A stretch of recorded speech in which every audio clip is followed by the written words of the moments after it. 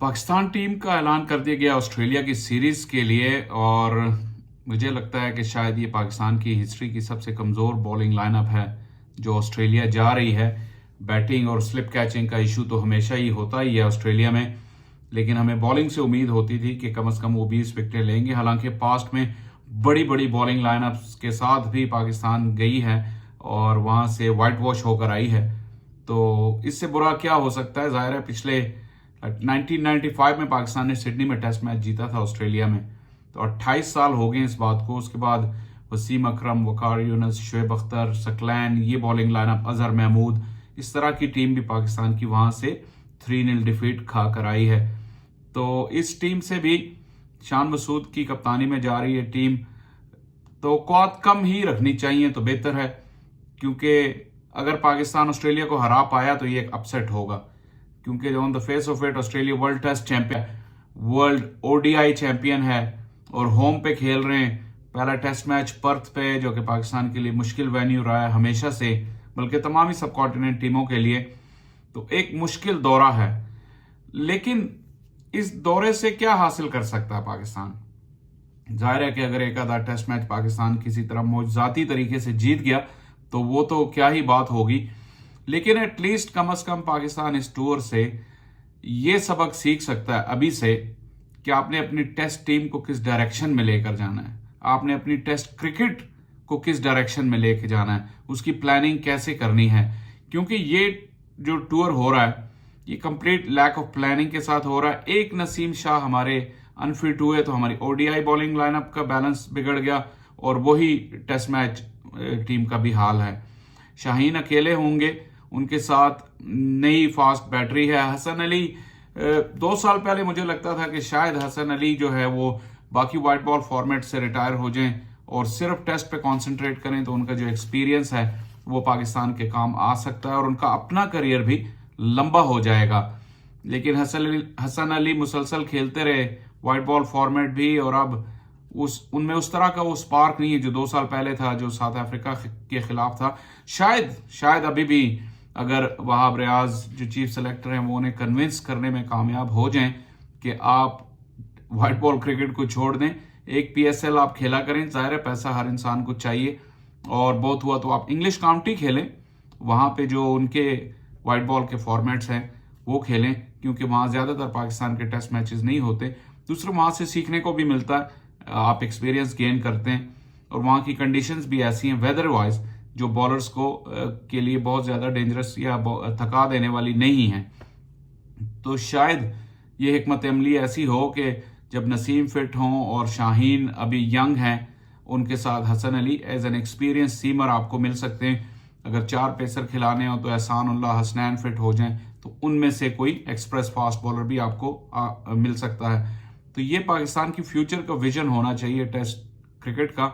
लेकिन अनफॉर्चुनेटली क्योंकि पिछले 1.5-2 साल से इस तरह की कोई टेस्ट टीम की प्लानिंग नहीं थी, बल्कि अब तो जैसा वर्ल्ड कप हुआ हमें ये भी पता लग गया कि वनडे टीम की भी कोई लॉन्ग टर्म प्लानिंग नहीं थी।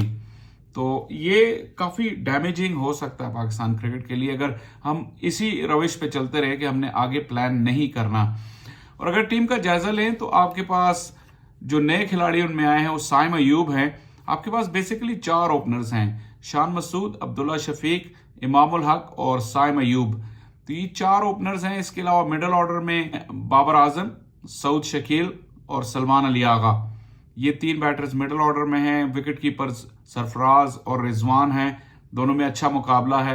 ये एक ऐसा वाहिद डिपार्टमेंट है जिसमें पाकिस्तान के जो है सरप्लस टू रिक्वायरमेंट, उनके पास रिसोर्सेज हैं, क्योंकि दोनों ही बहुत अच्छे हैं और दोनों खेल सकते हैं। इसके अलावा जब अगर ऑलराउंडर्स की तरफ आप आ जाएं तो आमिर जमाल, फहीम अशरफ आपके पास मौजूद हैं। दोनों ही, आमिर जमाल तो अनट्राइड अनटेस्टेड हैं इस लेवल पे। फहीम अशरफ के लिए भी कैरियर में एक मौका है कि as a fast bowling allrounder वो यहाँ पे अपने आप को मनवा लें। ज्यादा कंसर्न उनकी बॉलिंग का है, क्योंकि मुझे लगता है कि ऑस्ट्रेलियन पिचेस पे वो बैकफुट पे बहुत अच्छा खेलते हैं, कट और पुल शॉट उनकी अच्छी है। तो अगर उन्हें प्लेइंग 11 में मौका मिलता है तो वो एक बुरी चॉइस नहीं होंगे। आमिर जमाल का पोटेंशियल है, लेकिन इस लेवल पे जैसे मैंने कहा अनट्राइड है। और ये अगेन जो मैं अक्सर बात करता हूँ, आपने मेरी पहले वीडियोस में भी देखा होगा कि रिसोर्स हमारे पास बहुत है, लेकिन ये कि वो रिसोर्स रेडी नहीं है।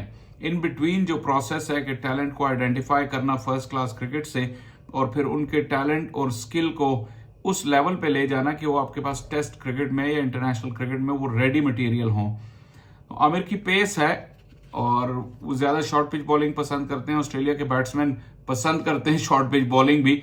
तो ये इंपॉर्टेंट होगा कि वो कौन सी लेंथ अपनाते हैं जब अगर उन्हें मौका कोई मिलता है। स्पिन में नोमान और अबरार हैं, तो ये दोनों ही काफ़ी एक्सपीरियंस्ड हैं। नोमान तो ज़्यादा एक्सपीरियंस है। फिंगर स्पिनर का क्या रोल हो सकता है ऑस्ट्रेलियन पिचेस पे, ट्रू पिचेस पे, ये देखना होगा। और मुझे लगता है कि अगर एक स्पिनर खेलेगा कहीं तो वो अबरार ही खेलेंगे। सिडनी में जाके अगर ज़रूरत पड़ी दो स्पिनर्स की, ट्रेडिशनली वहाँ पे बॉल टर्न होता है, तो वहाँ पे शायद नोमान की ज़रूरत पड़े, लेकिन इनिशियली मुझे लगता है कि अबरार ही खेलेंगे। फास्ट बॉलिंग जो पाकिस्तान की स्ट्रेंथ हुआ करती थी किसी ज़माने में, वो इस टीम की स्ट्रेंथ नहीं है। खुरम शहजाद को मौका मिला है, नौजवान फास्ट बॉलर हैं, अच्छा डोमेस्टिक सीजन उनका गया है, काफ़ी स्किडी बॉलर हैं, लेकिन उनकी हाइट ज़्यादा नहीं है। नॉर्मली ऑस्ट्रेलिया के टूर्स पे जब आप जाते हैं, आप कोशिश करते हैं कि इनटू द विकेट बॉल करने वाले तवील खामद कोई बॉलर हों ताकि वो बाउंस का फ़ायदा उठाएं। तो उस लिए ऑप्शन थी मोहम्मद अली की, लेकिन वहाब रियाज ने चूज़ किया खुरम शहजाद को। और अलहदा में मैं बात करूंगा दूसरी वीडियो में, जो हारिस रऊफ का जो एक ड्रामा हुआ है, वो एक अजीब ही कहानी है। उसको इस वीडियो में जो है वो मैं फिल इन नहीं करूंगा क्योंकि ये वीडियो फिर बड़ी हो जाएगी, लेकिन वो भी एक अजीब कहानी है, उस पर बात करेंगे अलहदा से। लेकिन शाहीन को सपोर्ट शायद हसन अली से ज़्यादा चाहिए होगी लंबे बॉल करने के लिए। और मीर हमजा एक ऐसे बॉलर हैं जो कि जिनकी पेस ज़्यादा नहीं है, लेकिन उनका कंट्रोल शायद तमाम ही बॉलर से सबसे अच्छा है और बाउंस है, एजेस कैरी करेंगे।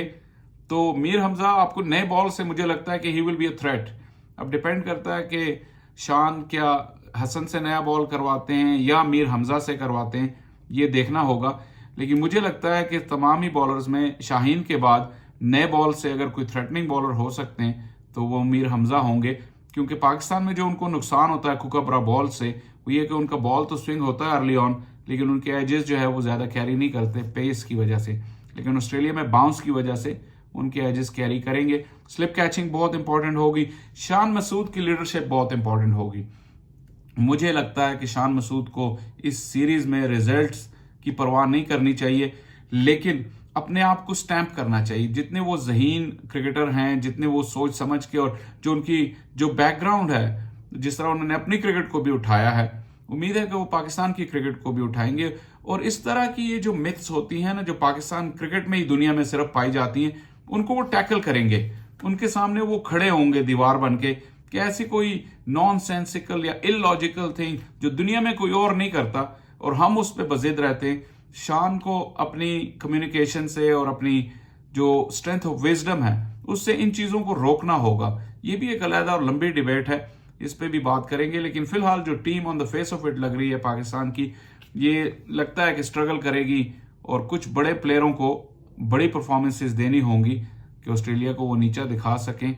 लेकिन उम्मीद पे दुनिया कायम है। जैसे मैंने कहा कि इस सीरीज से अगर हमें रिजल्ट नहीं मिलते तो कम से कम हम अपनी डायरेक्शन सही कर सकते हैं टेस्ट क्रिकेट के लिए आने वाले सालों के लिए।